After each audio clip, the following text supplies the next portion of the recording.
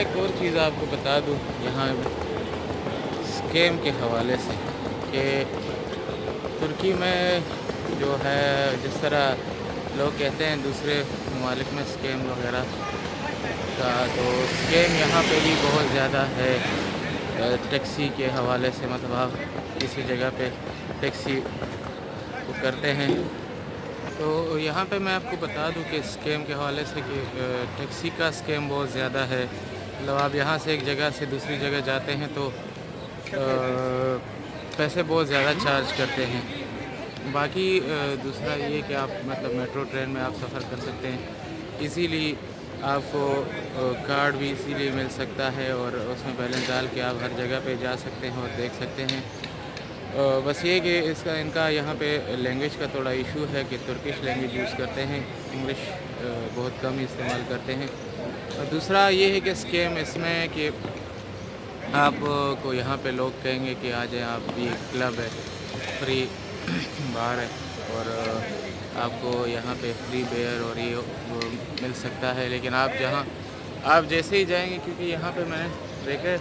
2-3 جگہ پہ تھوڑا سا یہ مسئلہ تھا کہ لڑائی ہو رہی تھی، تو ہم جب پہنچے تو اکثر پاکستانی، انڈین اور بنگلہ دیشی دوسرے ممالک کے ہیں، تو ان کا وہ چل رہا تھا کہ ہم نے تو مطلب بیئر بھی نہیں پیا اور ہم سے پیسے انہوں نے چارج کر لیے۔ تو وہ تو یہ ہے کہ پولیس بھی ان کی، ملک بھی ان کا ہے اور یہ جو ہے مافیا بھی ان کا ہے، تو کافی لوگوں سے مطلب 400-500 لیرہ سے لے کے 1700-2000 تک یہ اکثر اس میں لے لیتے ہیں، اور یہ تقریباً کوئی مطلب 10,000 سے لے کے پاکستانی تقریباً کوئی 40-50,000 تک یہ بنتے ہیں۔ تو جو ہے نا ادھر لوگ مطلب ملک تو چلو اچھا ہے، اسلامی ملک ہے، لیکن یہ کہ خیر آزادی بھی بہت زیادہ ہے، لیکن لوگ یہاں کے زیادہ اچھے نہیں، کیونکہ ہمارا تھوڑا سا ایکسپیرینس ہو گیا، 2 دن ہو گئے، لیکن ان کے ساتھ مسئلہ یہ ہے کہ تھوڑے سے تمیز بھی ہے، روڈ بھی ہے، لینگویج کا بھی ایشو ہے، اور باقی یہ ہے کہ